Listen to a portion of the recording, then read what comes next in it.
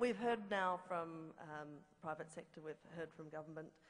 I think it's time to hear from local government, and then we'll get into a roundtable discussion. So, your Lord Mayor, Stephen Yarwood.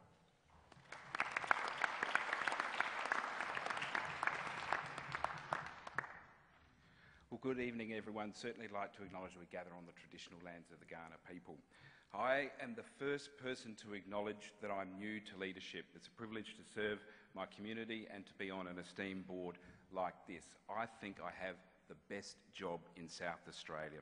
I've never worked so hard in my life, and I don't even have a boss. But I'm here to tell you that leadership, in my recent experience, is a genuinely intimate experience. I'm very aware of the fact that everyone seems to have an opinion on the Lord Mayor and what he does, what he wears. I know my mother's going to be particularly upset that I'm not wearing a tie tonight, for example.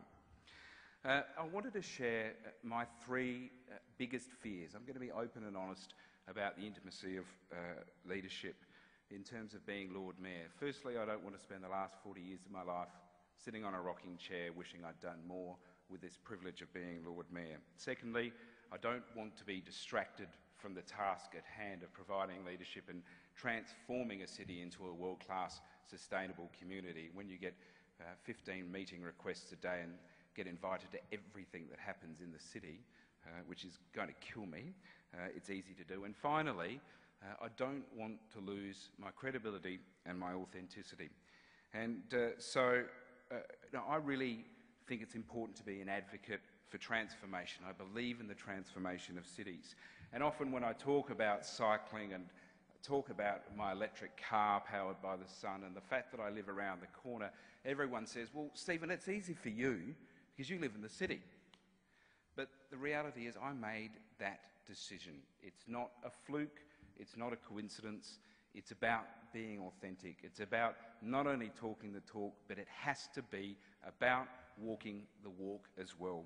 And so I really encourage you, as I do every night, to look in the mirror and ask yourself, am I being authentic? I'd also encourage you to talk to your mum and your dad about it. Talk to your children. Ask your children how you're doing if you're being authentic. Ask your friends. Get feedback. Face your fears. Face your demons. And constantly seek to improve yourself. Now, I must touch on local government. I think what the federal government is doing, I support a carbon tax, but there is going to be 500 in the cities in the world, over 1 million people in the next 20 years, and frankly, like it or not, this is the century of cities. This is where 80% of carbon emissions come. This is where 70% of the people on the face of the planet are going to be. And I, to a certain extent, don't care what's happening in federal government. I don't care what's happening in state government, because local government is getting on and delivering outcomes at the grassroots with the community, and it's an exciting place to be. And on that basis, I just encourage you to look at yourself, ask your friends to look at you, give feedback. I would also say, get out there and knock on some doors. I can see some local government leaders out there. Please be authentic.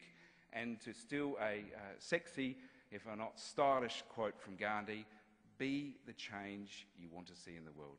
Thank you.